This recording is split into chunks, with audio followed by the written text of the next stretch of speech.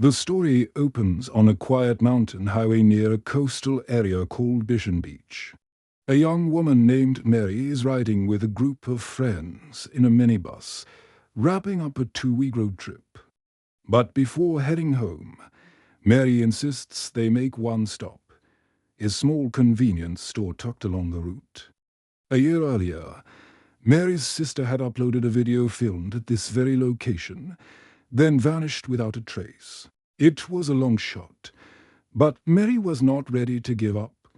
Among the group is a girl named Xiaoya, who had always been drawn to the supernatural. She suggested they try reaching out through a spirit game.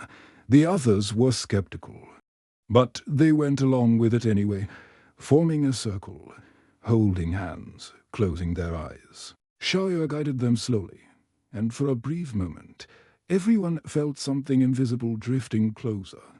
Then suddenly, the sound of the arriving minibus snapped the atmosphere apart. While the others recovered from the strange experience, Mary slipped quietly into the store. She approached the counter and showed the shopkeeper a photo of her sister. The man shook his head at first, but then something shifted in his expression. He admitted that her sister had indeed disappeared and that she was not the only one. Many others had recently arrived at his store searching for missing loved ones. Every single case, he said, was connected to a place called Glory Valley, just ahead on the road. Mary rushed back outside, her heart pounding. For the first time in a year, she had something to follow. The group climbed back into the bus and drove toward Glory Valley. Then the sky split in two. Heavy rain came down hard from behind them, but the road ahead was completely dry. A sharp, unnatural line dividing the storm from clear air, as if something invisible had drawn a wall across the mountain. Xiaoya noticed old graves scattered across the surrounding land and felt an immediate wave of dread. The others, unwilling to walk through the downpour, headed straight for a large wooden bungalow sitting nearby. Mary hung back. She stood at the edge of the rain and reached her hand into it. The water felt real, cold, ordinary, but the wrongness of it stayed in the back of her mind. Then, through the mist ahead, a human silhouette appeared. Without thinking, she stepped forward into the rain and ran toward it. Her boyfriend Jack saw her go and immediately ran after her, shouting her name. Inside the bungalow, the others were already discovering things that made no sense. A large red clock stood in the center of the hall, ornate, old, not plugged into anything. A curly-haired girl found a visitor registration book on the desk and began flipping through it. The same name appeared over and over across dozens of pages. Mary's sister, meanwhile. Xiaoya went to the bathroom and found the mirror thickly coated in dust. Not a drop of water came from the tap. The place felt completely abandoned, frozen in time. The cameraman wandered into a bedroom and stopped. Every photograph hanging on the walls was a portrait of a missing person and one of the faces. Staring back at him was Mary's sister, outside in the rain. Mary was desperately searching through the mist. Jack caught up and pulled her back. When they returned to the house and everyone shared what they had found, the mood inside had shifted entirely. Mary told them she had heard her sister's voice. A low, barely audible murmur carried in the rain. Then, as if responding to her words, the red clock in the hall began ticking on its own. No one had touched it. No one went near it. Then came the sound of an engine outside. Everyone ran to the windows. Their own minibus was moving, drifting slowly into the rainy zone. The driver was sitting completely still inside, staring ahead like a statue, terrified. The group retreated deeper into the bungalow. There was no mobile signal. Mary and a few others decided to search the basement for a landline phone. They found one, but no matter how many times they tried, it produced nothing but silence. Shia found an old walkie-talkie instead. Then, upstairs, a door slammed. The cameraman went to investigate and did not come back. When the curly-haired girl went to find him, she turned on the light in the corridor and found him. By the time the others rushed upstairs, she too was covered in blood. Jack immediately warned everyone. A masked figure had entered the house. The group scattered and hid. The masked killer moved through the rooms without urgency. Like something that had no need to rush, Jack grabbed a heavy stool and hurled it at the figure. With everything he had, it barely registered. The killer turned, raised a blade, and put Jack down where he stood. Mary was still hiding behind a door. She grabbed a knife from the nearby table and charged forward. But the masked figure absorbed the hit without flinching. She ran. She made it outside. Into the trees, and through the mist she caught a glimpse of a familiar outline. She ran toward it, and then watched helplessly as that figure was stabbed directly in the stomach. In the seconds that followed, every remaining member of the group met their end. And then the red clock in the hall began to spin. Everyone woke up at the front door of the bungalow, all alive, back at the very beginning. But this time, they remembered everything, every wound, every death, every face, and when they looked at the wall of photographs, their own faces had been added. Something was keeping them here, and it wanted them to know it. Panic broke out immediately. The cameraman said they should just take the car and drive away. The curly-haired girl stopped him. She pointed to the register. The same names repeating endlessly across the pages meant that every person who had ever come here had been caught in this loop before. This was not the first time. It would not end by simply running. Before anyone could form a plan, the front door began slamming open and closed on its own. The cameraman and Jack managed to force it shut. Then Xiaoya's expression changed. She could feel it before it happened. Something much bigger was coming. Her body began to move without her control. The light bulb above shattered when the others found her. She was suspended in the air. Her face dried flat like a faded photograph, strange layered sounds pouring from her mouth as if multiple voices were speaking through her at once. Her neck snapped sideways, and she dropped dead to the floor. Barely a moment later, a knock came at the front door. Mary recognized the sound instantly. It was her sister's voice, calling for help. Jack urged her not to open it, but the pull was too strong. She opened the door. No one was there, but a new structure had appeared, a small wooden shack that had not existed before. The next instant, an invisible force yanked Mary off her feet and dragged her toward it. The others were shoved back inside the main house by something they could not see or fight. Jack tried to follow her, but the cameraman physically blocked him. He said Mary was already gone, and that this was their only window to escape. Jack pushed past him anyway and ran after her. Inside the shack, Mary regained consciousness surrounded by strange masks hanging from every wall. A television played footage of a reported mental breakdown. An elderly man sat motionless on a sofa. Mary moved carefully toward the exit, but the moment she touched the door, it slammed shut and would not open. When she turned back, the old man was standing. He spoke in a low, hollow voice. Either endure this night, or become a permanent part of it.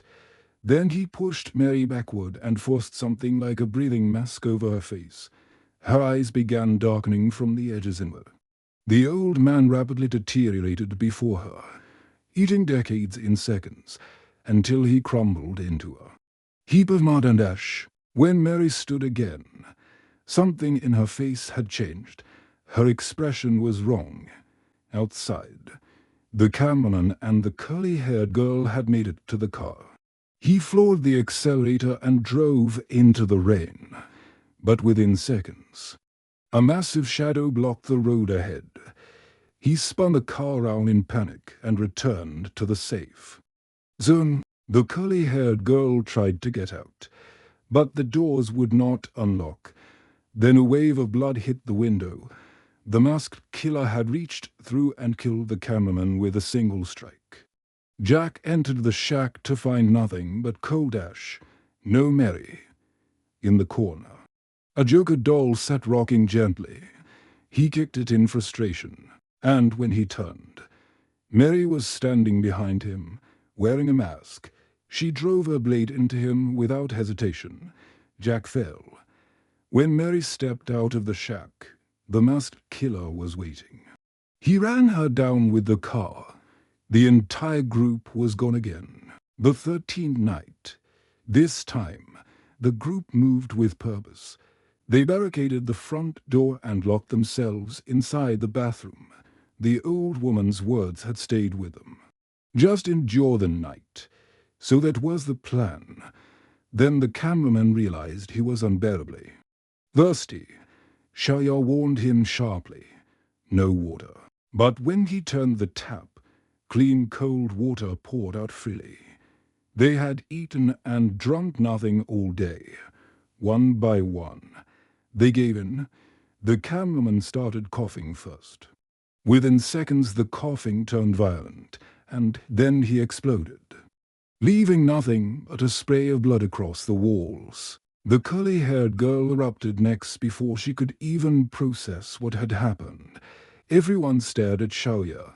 She had also drunk the water. Her face drained of all color, and then she was gone too. Jack looked at Mary. They both knew. He gave up and collapsed into a pool of blood. Mary laid down on the floor herself and waited.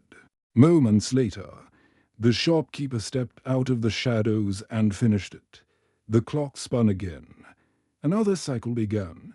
This time, the group dug through everything the house had.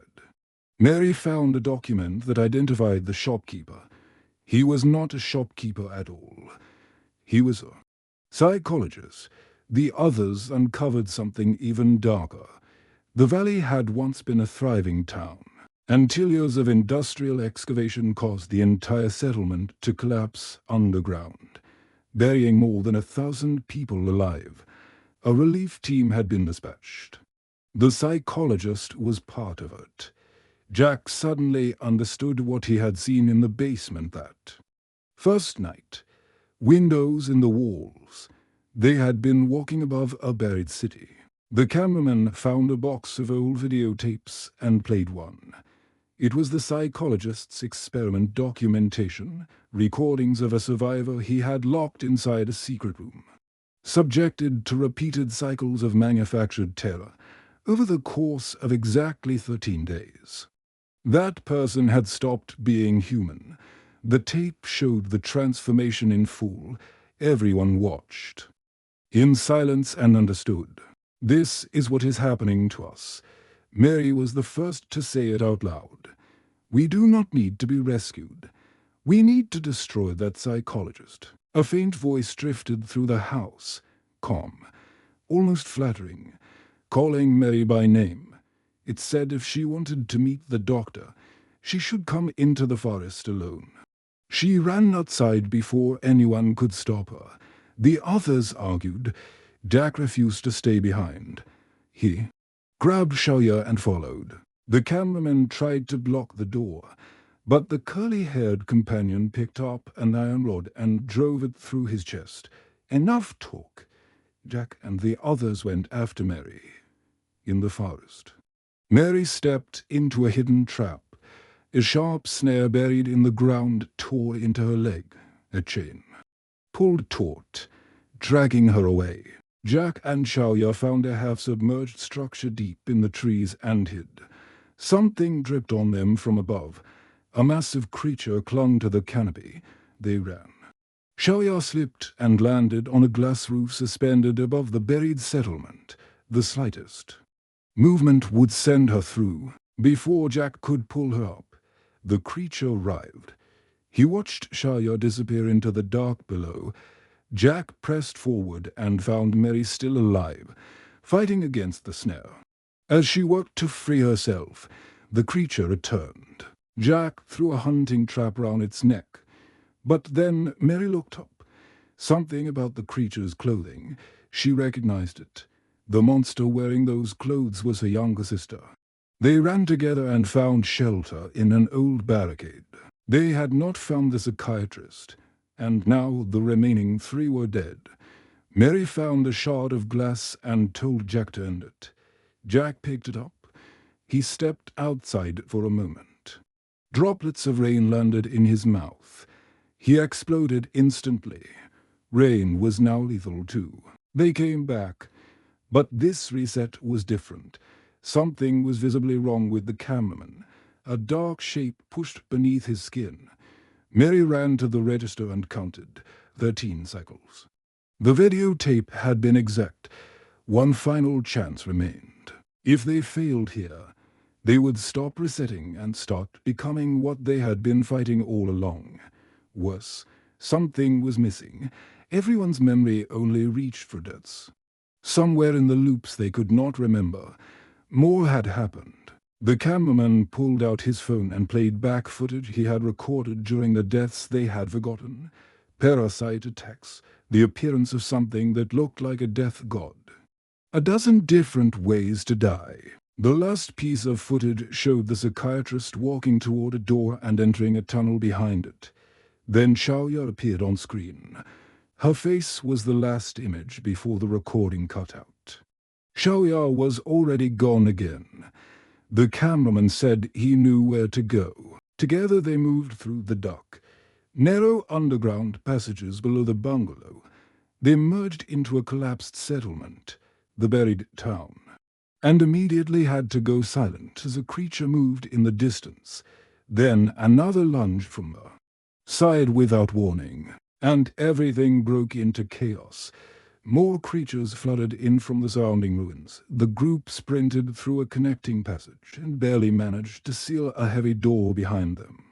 Then the masked killer came through a broken window. Jack, the curly-haired companion, and the cameraman held their ground. They pushed Mary toward the interior of the settlement. Run. They told her, "We will handle this." Mary ran through the ruins, dodging, stumbling, barely staying ahead of the things moving in the shadows. She fell hard at one point, a jagged stone inches from her face. She got up. Then her sister appeared directly in front of her, no longer recognizable as human. Mary tried. She called her name, looked into what remained of her eyes, and tried to remind her who they were to each other. Nothing came back. Mary pushed her sister hard. The creature fell, and the sharp stone did what it was always going to do. On the other side of the settlement, Jack's group had found a broken axe and an old shield propped against a wall. Working together, covering each other, timing every strike. They brought the masked killer down for the first time. Mary reached Xiaoya. She was locked inside. An experiment room. A creature standing guard in front of the door. The fear on Xiaoya's face was being studied and recorded in real time. Mary found a way round through the building's CCTV room. Her own case files were laid open on the table. Then the psychiatrist walked in. He sat down across from her files and hurried. He explained what he had built here. A real world transformed into a living nightmare, powered by the fear and suffering of the people who had died in the collapse.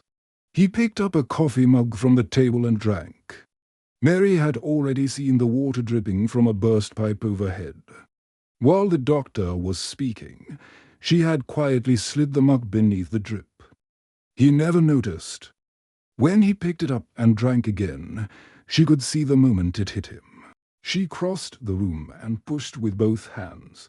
The psychologist's body detonated into blood. Mary reached down and took the laboratory key from what remained.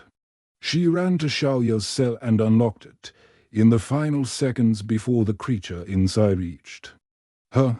Jack and the survivors were still weaving through the settlement. staying ahead of the last remaining creatures.